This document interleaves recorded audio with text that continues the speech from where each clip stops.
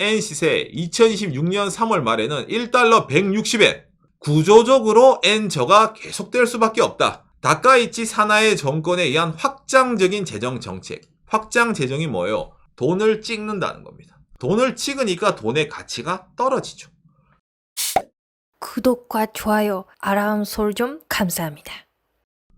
역대급 엔저는 언제까지 지속될까라는 내용인데 2016년 한 해가 밝았습니다. 예. 한 해 방송을 보신 여러분들도 새해 복 많이 받으시길 바랍니다. 바랍니다. 일본에서 이제 이 2016년이 상당히 중요하다고 나옵니다. 무슨 말? 예, 지금 이 계속되고 있는 엔저가 과연 어느 정도까지 계속 지속될 것인가? 예. 지금도 당장 이제 맨날 일본 뉴스에서도 이제 뭐 역대급이라는 단어를 쓰면서 지금 엔저가 장난이 아니다. 뭐 이거를 뭐 어떻게 해야 된다라는 말이 나오는데 대부분의 예측이 이 역대급 엔저 지금이 역대급이 아니다. 앞으로 더 엔저가 심화될 수가 있다. 라는 식으로의 뉴스가 많이 나오고 있거든요. 뭐 당장에 한국 분들이 일본에 많이 오실 때 뭐 이 있잖아요. 환율 신경 많이 쓰시잖아요. 원화에 비해서 엔화가 어느 정도 가치를 가질까?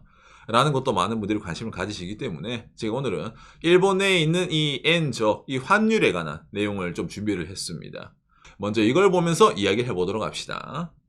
니케이 2015년 12월 31일 연말 기사네요. 금리 인상에도 계속되는 엔저, 다카이치 리스크에 흔들리는 시장.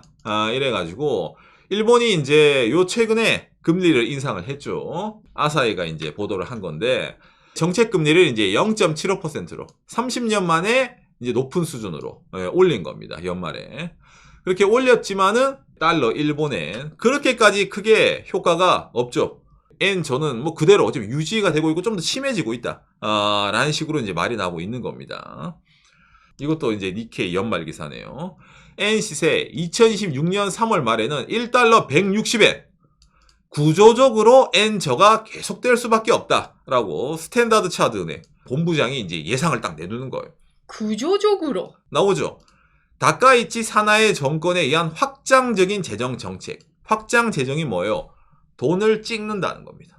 돈을 찍으니까 돈의 가치가 떨어지죠. 그러니까 엔 매도, 사람들이 엔을 파는 그런 풍조가 좀 더 심화된다. 은행에 돈을 놔두면은 내 돈의 가치가 떨어지게 되니까 그 돈이 아마도 뭐 주식시장으로 돌아올 거다. 왜? 일본의 소액 투자 비과세 제도, 니사라는 제도가 존재를 하기 때문에 일정 금액 이상까지는 일본에서 이제 주식시장에 돈 투자하더라도 이익금에 대해서는 세금을 떼지 않아요. 그냥 비과세란 말이야, 투자를 하더라도. 이게 작년에 이제 니케이죠. 니케이가 뭐 2015년 때에도 폭발적인 성장을 했죠. 28% 상승을 했습니다. 니케이 평균 과거 최대 연간 1만엔 초과 상승. 2015년이 일본이 역대급 엔저이기도 하지만은 그만큼 역대급 주식 상승의 해였기도 합니다. 2016년 1월 1일에 니케이 기사 물어봤어요. 일본의 최고 경영자들에게. 올 한 해 니케이는 어떻게 될 것 같습니까? 최고치를 갱신할 것이다. 어머. 주가는 더 떡상할 것이다. 그럼 대충 어느 정도까지 예상을 해요? 53,000에서 61,000엔. 그러니까 올해도 대충 한 10,000엔은 더 오를 것 같다, 니케이가. 지금도 아주 높은 수준이죠. 그렇죠. 근데 무슨 소리야? 53,000, 61,000엔? 에이, 100,000엔도 넘을 수가 있다. 2배 정도까지 갈 수가 있다라는 이런 관측도 꽤 많이 나오고 있다는 겁니다.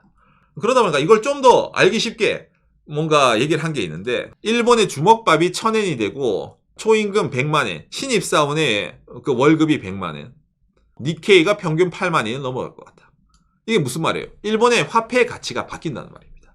월급이 올라가고 주가가 올라간다 하더라도 주먹밥이 1,000엔이 되면 의미가 있는가? 그러니까 지금 주먹밥이 200엔, 우리한테 2,000원 정도거든요.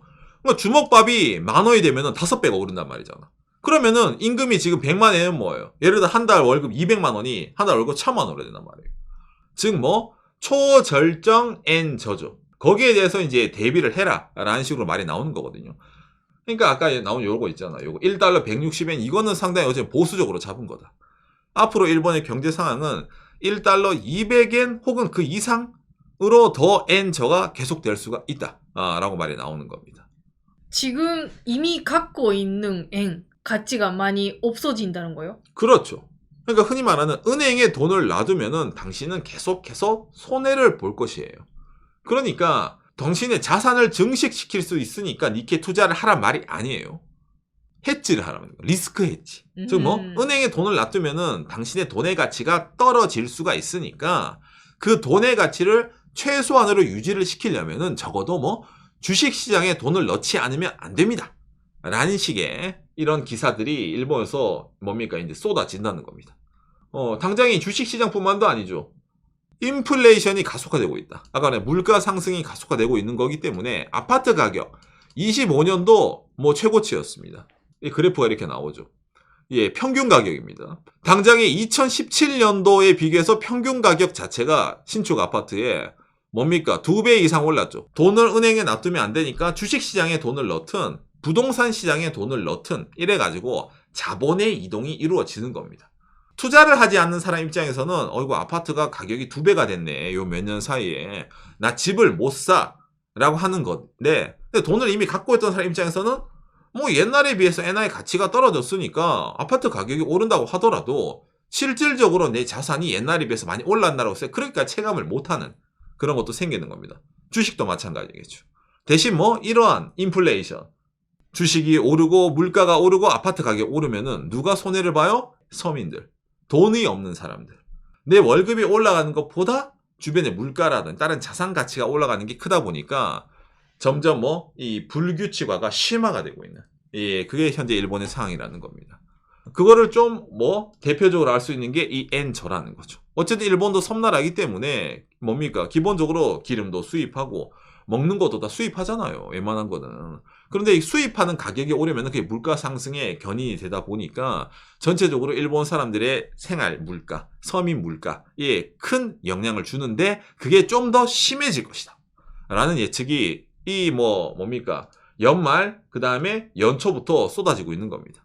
이 환율이란 거는 예를 들어 뭐 한국도 마찬가지지만 원화가 싸지고 이러면은 수출 기업은 좋아요. 물건을 해외에 갖다 파는 기업은 이득이 많이 생기니까. 수입하는 기업은 지옥이죠. 예, 그 나라의 환율이 저평가된다는 것 자체는. 그러는 거 일본에서도 밸런스가 중요하다. 올해 1월 1일 엔저를 좀 시정을 해주세요. 바꿔주세요. 경단 연통.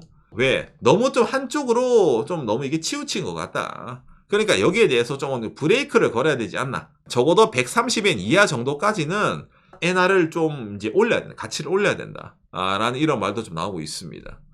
하지만 뭐 이런 말이 나온다고 하지만은 그렇죠. 이게 잘 이루어질까라고 했을 때 이거는 미지수인 거죠. 아까도 니케 오늘 처음 기사 뭡니까? 예, 다카이치 리스크가 있잖아요. 다카이치 리스크.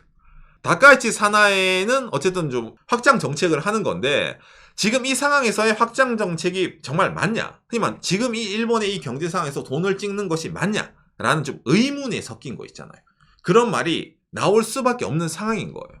노무라 증권입니다. 실질 환율이라는 이 단어를 알아야 되는 거예요. 1달러 120엔이 1달러 100엔으로 변화하는 경우에 N에서 보면은 달러가 하락하고 있어. 그럼 N 고잖아요. 그죠? N의 가치가 올라가는 거니까. 그런데 표면적인 1달러가 예를 들어 과거의 1달러랑 지금의 1달러 다르잖아. 왜? 물가가 다르니까. 일본도 지금 물가가 오르니까 옛날의 100엔이랑 지금의 100엔의 실질적인 가치가 다르겠죠. 그런 이 화폐의 실질적인 가치를 담은 이 실질 환율에 대해서 좀 생각해 볼 필요가 있다. 그런 실질적인 가치가 들어가는 거를 실질 실효 환율이라는 단어로 설명이 가능합니다. N의 수준으로 보는 일본의 국력, 화폐의 가치는 그 나라의 국력을 얘기하니까요. 여기 나오지만 이 위에 있는 회색 그래프가 일본의 표면적인 환율, 명목상의 환율이고 빨간색의 그래프가 일본의 실질 실효 환율입니다. 그러니까 일본의 실질 실효 환율은 지금 1달러 얼마? 300엔을 조금 넘어가 있는 상황이에요. 1달러 300엔. 그러니까 이게 왜 이렇게 내려가냐면 간단합니다. 여러분들 그 한국에서 그 뭡니까? 이런 환율 얘기할 때 아마 기사에서 달러 인덱스라는 말이 나올 거예요. 달러 인덱스. 그게 뭐냐면은 달러가 지금 정말로 센가 약한가라는 그런 지표거든요. 현재 이 달러 인덱스가 약 98 정도를 유지하고 있습니다. 달러 인덱스가 100 이하일 때는 달러가 평소보다 약하다. 100 이상일 때는 달러가 평소보다 세다라는 거거든요. 달러가 지금 약해요. 거기에 대비해서 엔화의 가치가 오르지 않다 보니까 표면적인 이 금액보다 더 떨어지는 효과가 일어나고 있다는 겁니다. 일본의 환율은 사실상 언제랑 똑같다? 여기 쭉 그래프 내려가죠. 1970년대랑 동일하다. 그러면은 초절정 엔저라는 게 느껴지죠. 그런데 타카이치 사나이가 돈을 계속 찍는다 되잖아. 그러니까 이게 리스크로 다가오는 거예요. 계속 타카이치 촌리가 돈을 짓는 사람이다. 그런 이미지가 있는 것도 아주 중요한 거죠. 그렇죠. 사나이 노믹스. 일본 사람들 물가를 올릴 겁니다. 월급을 올릴 겁니다. 월급이 올라간단 말은 아무것도 안 하는데 월급이 올라갈 일이 없겠죠. 물가 대비해서 올리겠다. 그리고 환율 같은 거는 기본적으로 저환율. 흔히 말하는 N절을 유지를 하겠다. 근데 그게 좀 더 심화될 수가 있는 게 이 타카이치 사나이의 정책이거든요. 일본의 자민당이 지금 여소야대인데 연립 정당을 하지 않으면 자민당이 힘을 쓸 수가 없는 상황이에요. 그러니까 타카이치 사나이는 엄밀히 말하면 지금은 본인의 색깔을 못 보여주고 있는 거예요. 그렇기 때문에 2016년이 됐을 때 어떻게 타카이치 사나이가 자기 색깔이 나올까라는 것에 대해서 많은 사람들이 기대를 하고 있거든요. 지금도 있잖아요. 국민 여러분 어려우면 많이 그 돈을 찍고 도와줄게 하고 있잖아요. 이미. 그렇죠. 그러니까 지금 일본 사람들은 타카이치를 잘 못 느끼는 게 뭐냐면 환율에 대해서 최근에 일본에 이게 통과가 됐죠. 일본의 이제 보정 예산, 추가 예산이 성립이 됐습니다. 우리나라 돈 180조 원 가량의 규모로. 이게 뭐 물가고. 그러니까 지금 일본은 역대급 N 저 상태잖아요. 수입 물가가 비싸요. 근데 그거를 일본 사람들이 다이렉트로 받게 되면은 정권의 지지율이 떨어집니다. 맞잖아요. 예, 못 살겠어. 너무 힘들어요. 왜? 당장에 일본에 지금 소비자 물가가 엄청나게 올라가고 3% 올라가고 있습니다, 여러분. 일본의 소비자 물가는 G7 중 최고로 올라가고 있습니다, 지금. 당장 여러분 한국 기사 보세요. 대한민국 요 최근에 물가가 한 2% 오르고 있거든요, 소비자 물가가. 대한민국보다 일본이 물가 상승률이 많이 가파릅니다. 그러니까 이 지표가 있단 말은 일본 사람들이 힘들단 말이잖아. 그러니까 이게 유지가 되면은 정권 유지가 안 돼요. 그러니까 지금 사나이짱이 본인의 색깔을 보여주기 전에 돈을 찍어서 뭐 일본 사람들이 보조금을 주는 거예요. 일본이 기름값이 비싸요. 왜? 기름값 수입해야 되잖아. 그럼 일단 지금 보조금 찍어가지고 여러분 기름값 쌉니다. 역대급 엔저지만은 기름값은 요 근래 한 5년 새 제일 싸요. 지금 일본 기름값이. 1리터 140엔 정도입니다. 우리나라 돈으로 치면 뭡니까? 가솔린이 1리터 1,300원대니까 싼 거잖아요. 그런 식으로 지금 일본 사람들이 표면적으로는 여러분 지금 타카이치 사나이짱이 총리가 돼가서 정책을 잘하고 있어요 라고 지금 보여주는 식으로 하고 있는 거예요. 돈을 찍어가지고. 근데 이게 결코 국가 입장으로 좋은 건 아니죠. 빚을 내는 거니까. 아무튼 빚을 내서 이렇게 버티면서 70%가 넘어있는 내각 지지율을 계속 구가를 하고 있습니다. 이 높은 지지율일 때 뭡니까? 타카이치 사나이가 해야 되는 게 있죠. 일본의 국회의원들이 뭔가 여러분 만세 이러고 있죠. 만세. 이게 2016년에 제일 큰 일본 내 엔화를 바라보는 시각 중에 하나입니다. 국회 해산. 일본의 총리는 권한이 무지막지합니다. 내각 총리는 해산을 할 수가 있습니다. 즉 뭐 지금 있는 일본 국회 니들 다 오늘부터 백수다. 백수다. 선거 다시 하자. 이거를 타카이치 사나이가 만지작거리고 있는 겁니다.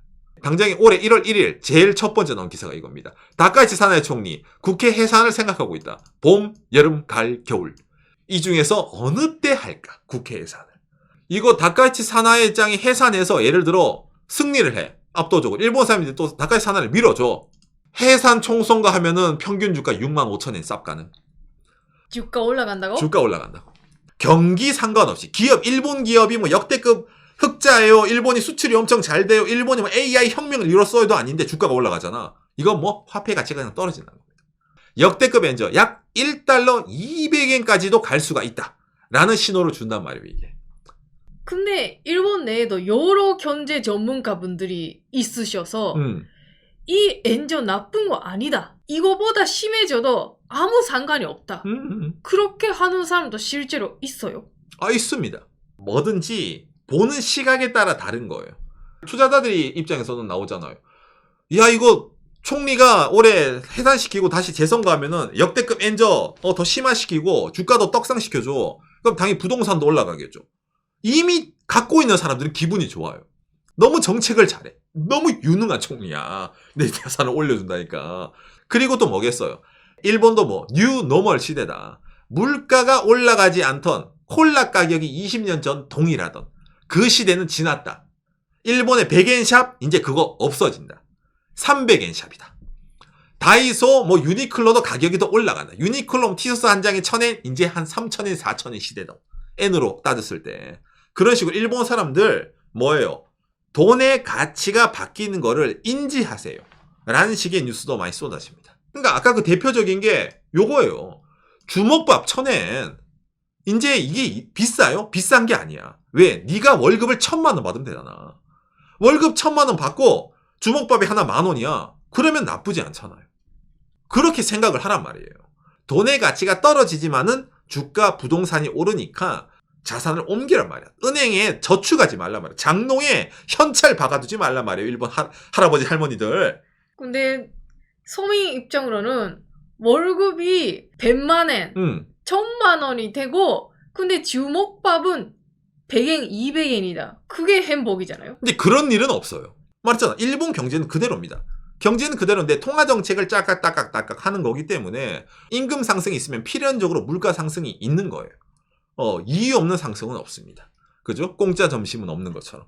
그러니까 다카이치 사나이의 리스크는 약간 도박성입니다. 아베노믹스가 도박이란 거 마찬가지로. 예, 그런데 이게 말했지만 결코 나쁜 건 아니에요.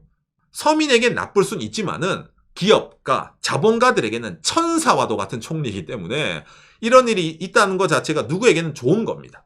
아마도 2016년 올 한 해 이 다카이치 사나이 정책에 대해서 엔저가 지속될 확률이 높은데, 여기까지 들으면 높은데 제일 큰 변수가 아까 이 일본은행 금리라는 겁니다. 일본은행 금리는 올해 또 인상할 생각을 갖고 있습니다.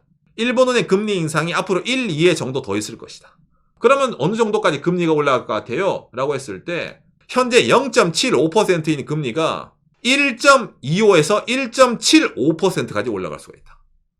제로금리였던 나라가 금리가 이렇게 올라간다는 건 여러모로 영향이 많이 나옵니다. 일본 서민들의 주담대부터 아니면 일본이 지금 국채 찍은 것에 대한 이자, 전 세계에 흘러가 있는 N캐리 자금이 회수가 되는 거기 때문에 말이죠. 일본이 이런 무리한 확장 정책을 해서 엔화가 말도 안 되게 싸져. 엔저가 심해져. 그러면 다카이치 사나이가 그걸 커버가 안 돼.